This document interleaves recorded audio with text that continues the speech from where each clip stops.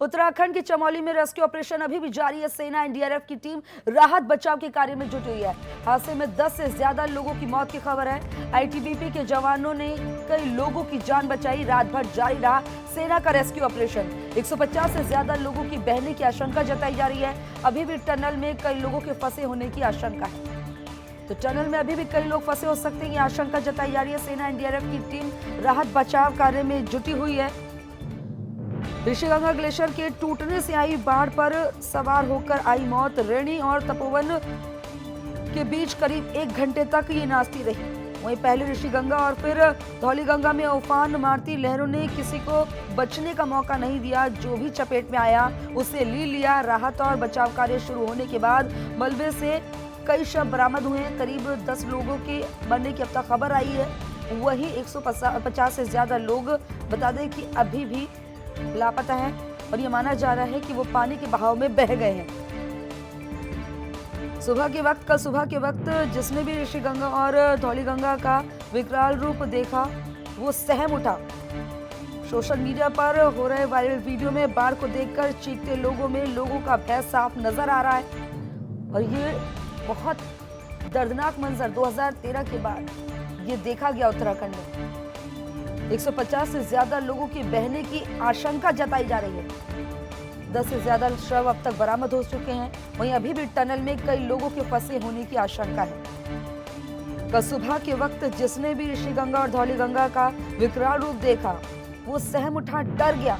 वाकई में दर्दनाक तस्वीरें हैं। आप भी देख रहे हैं तस्वीरों में किस तरह की दर्दनाक तस्वीरें दिखाई दे रही हैं। खबर पर ज्यादा जानकारी के लिए मेरे सहयोगी नवीन पांडे जुड़ गए हैं। नवीन, क्या जानकारी मिल रही है? राहत बचाव कार्य अभी भी जारी है? ये बिल्कुल खुशबू, आपको अपडेट दे देता हूँ सारी जानकारियों का। सबसे खास बात यह है कि जो राज्य आपदा प्रबंधन केंद्र है जो राज्य का है, उसने अपना जो कल सुबह से शाम तक कई जैसे घटना के बाद से ये खबरें आ रही थी कि कितनी मौत हुई, क्या हुआ, कैसे हुआ, ये सब पे उसने रात को लेट नाइट में एक बुलेटिन जारी किया है, जिसमें उन्होंने राज्य आपदा प्रबंधन ने ये बताया है कि 7 लोगों की मौत हुई है, यानी 7 बॉडी रिकवर हुई है। एक तो ये इस बात को उन्होंने पुष्ट करी है। दूसरी बात उन्होंने बताया है की तरफ से कि लगभग ये घटना 10:30 बजे के आसपास आई और ये प्रथम दृष्टया जो जानकारी आई है उसके अनुसार एवलांच की वजह से ये घटना हुई है। और जो धौलीगंगा और धौलीगंगा प्रोजेक्ट और ऋषिगंगा प्रोजेक्ट पूरी तरीके से तबाह हो गया है, बर्बाद हो गया है। उसमें मतलब अब जो बताया जा रहा है कि उसमें कुछ भी अब ऐसा बचा नहीं है जो जिससे आगे वर्क हो सके। तो इसलिए आर्गो का वो प्रोजेक्ट था, दोनों मिला के तो वो पूरी तरीके से तबाह हो चुका है। जहाँ तक रेस्क्यू ऑपरेशन की बात थी, और एक बात और, 5 से 6 पुल हैं जो पूरी तरीके से खत्म हो चुके हैं। और उसमें जो और अपडेट्स मिला, जो सबसे बड़ा अपडेट आपको दे रहा हूँ, जो 150 बताया जा रहा था, वो खुशबू आप 170 लोग लापता हैं। खुशबू 170 लोग लापता हैं और 22 ऐसे लोग हैं जो ऋषिगंगा प्रोजेक्ट से लापता हैं। जो 2 प्रोजेक्ट जिसकी बात चल रही है लगातार, उसमें एक ऋषिगंगा प्रोजेक्ट था, एक एनटीपीसी तपोवन जिसमें ज्यादा कैजुअलिटी की बात आई है। तो उसमें एक ऋषिगंगा में फिर से मैं बता रहा हूँ 22 लोग लापता हैं और एनटीपीसी तपोवन जो प्रोजेक्ट है दूसरा, उसमें 148 यानी 170 लोग टोटल लापता। ये अधिकृत जानकारी है राज्य आपदा प्रबंधन केंद्र की तरफ से।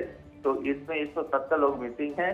और कल अपडेट दूसरा ये है कि कल रात में 12 बजे लगभग 11:30 बजे तक रेस्क्यू ऑपरेशन चलाया गया।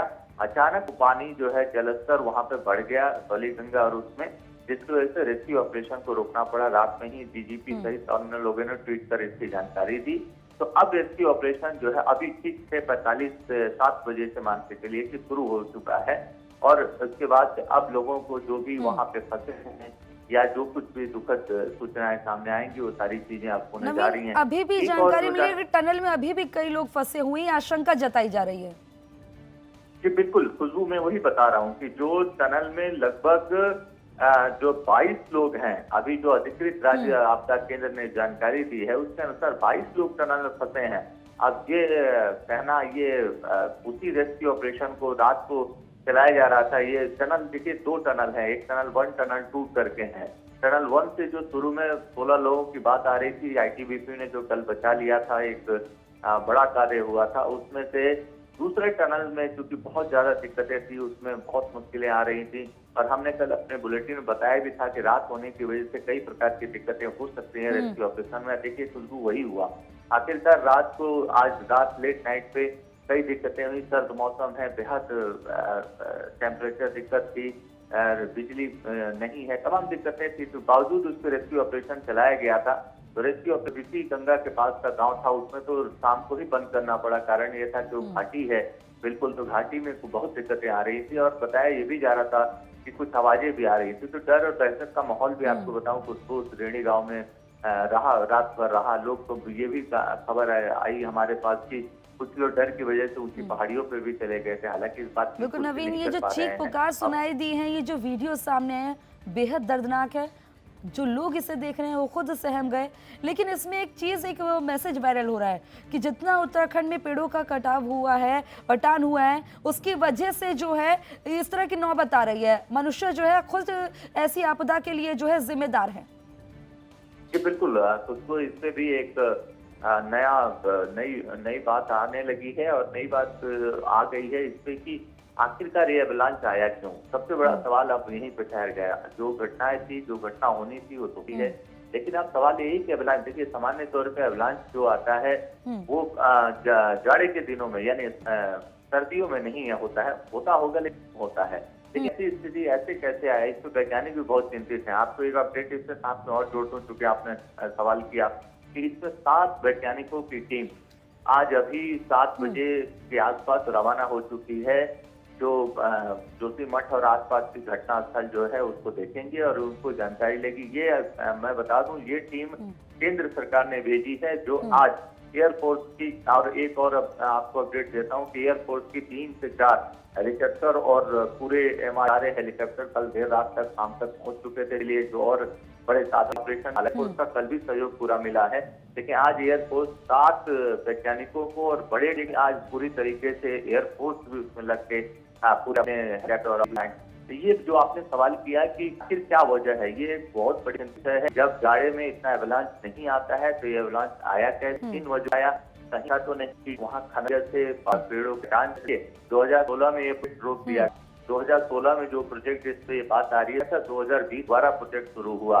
और अगर स्थानीय लोगों की रहणी गांव की बात, गांव वही गांव है जो चिपको आंदोलन को लेकर शुरुआत हुई थी। बड़ा दुर्भाग्यपूर्ण कि आज उसका का इस तरीके पर याचिका भी हाई कोर्ट में दायर की हुई है, जो ये प्रोजेक्ट चल रहा था इन सबों के खिलाफ, इनके विरोध में, कि ये लोग मानकों के विपरीत काम कर रहे हैं, पर्यावरण के अनुकूल काम नहीं हो रहा है, पर्यावरण के विपरीत काम हो रहा है। लेकिन इसके बावजूद शायद इस मामले में पहले कार्रवाई होती तो आज ऐसी नौबत नहीं आती। नवीन, खबर पर नजर बनाए रखिएगा, पल पल की आपसे अपडेट लेते रहेंगे।